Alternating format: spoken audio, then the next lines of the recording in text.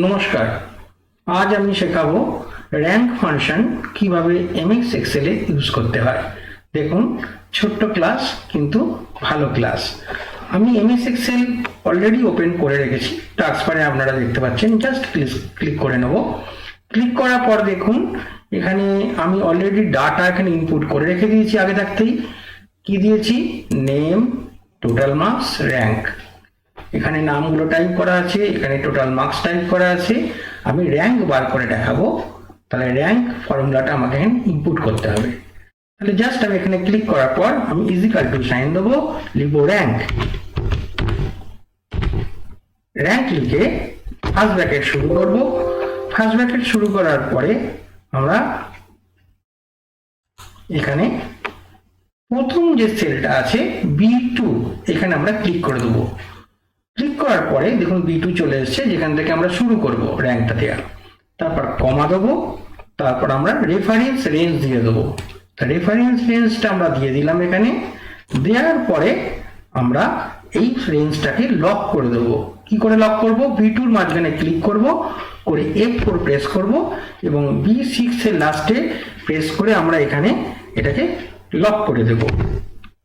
দেখুন বন্ধু, আমরা এখানে লক করে দিয়েছি এটাকে। এখানে আমরা লক করে দেব। লক হয়ে গেছে।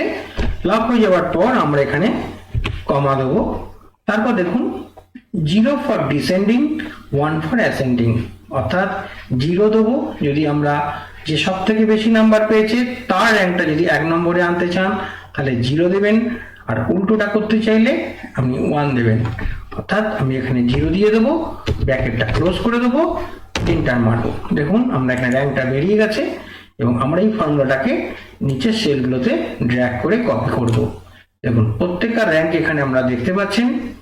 এরপর যে আমাদের কাজটা থাকে এটাকে ঠিক করে করতে গেলে আমরা পুরোটাকে সিলেক্ট করে নিয়ে আমরা ডাটা মেনুতে চলে যাব। ডাটা মেনু, এখান থেকে আমরা চলে আসব শর্টে ক্লিক করার পরে আমরা এখান থেকে শর্ট বাই আমরা নিয়ে নেব র্যাঙ্ক এবং আমরা লিখে দেবো স্মলেস্ট টু লার্জেস্ট, না লার্জেস্ট টু স্মলেস্ট।